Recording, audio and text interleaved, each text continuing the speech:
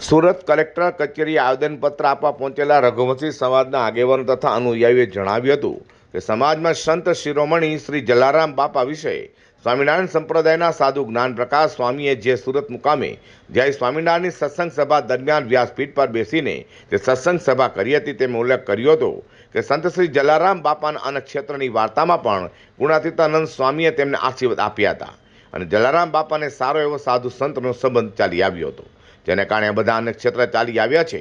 આમાં જ્ઞાન પ્રકાશ સ્વામીએ કયા શાસ્ત્રમાં વાંચીને સાંભળેલું છે અને મિલાપનો કયા અને કઈ જગ્યાએ ઉલ્લેખ છે અને જલારામ બાપા વિશે થયેલા વાર્તાઓ વ્યાસપીઠ પર બેસીને ખોટલો ધર્મ વિશેની વાતો કરી લોકોને ગેરમાર્ગે દોરવાનો પ્રયાસ કર્યો છે.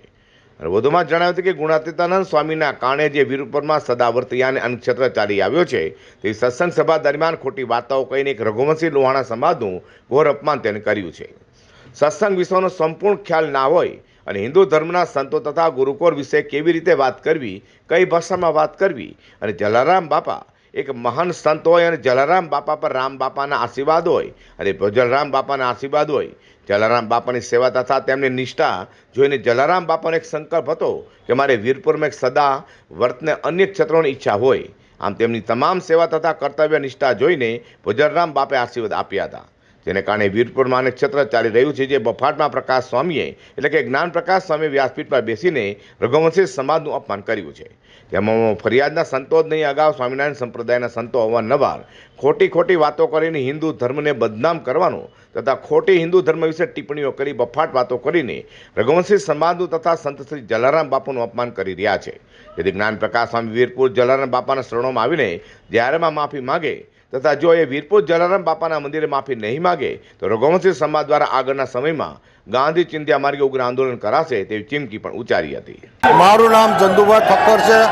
શ્રી લોહાણા મહાપરિષદ જે અમારી ઇન્ટરનેશનલ માતૃ સંસ્થા આવે એનો સુરત રિજનલ પ્રેસિડેન્ટ છું. સુરત જિલ્લો, સુરત શહેર અને તાપી જિલ્લો મારામાં આવે છે. શ્રી જ્ઞાનપ્રસાદ સ્વામીએ જલારામ બાપા વિરુદ્ધ જે પ્રચાર ખોટો કર્યો છે પોતાની લીટી મોટી કરવામાં, તો આજે સ્વામિનારાયણ મંદિરમાં પૈસા લઈને જમાડવામાં આવે. આજે 205 વર્ષથી અન્નક્ષેત્ર ચાલે છે, એક પણ રૂપિયો લીધા વગર જમાડાય છે. સ્વામિનારાયણ મંદિરે ગમે ને જાઓ તો પૈસા આપવા પડે, 50 રૂપિયા, 60 રૂપિયા, 70 રૂપિયા ભાવ હોય છે અને પછી તમને જમવાનું મળે. આખા વિશ્વ લેવલમાં માન્ય ભીખુદાન ગઢવી છે, કીર્તિદાન ગઢવી છે, આ લોકો પણ વિશ્વમાં કેનેડા જાય, અમેરિકા ત્યાં પણ સંત શ્રી જલારામ બાપાના જેવો કોઈ સંત નથી એવો આજે પ્રસાર કરે છે.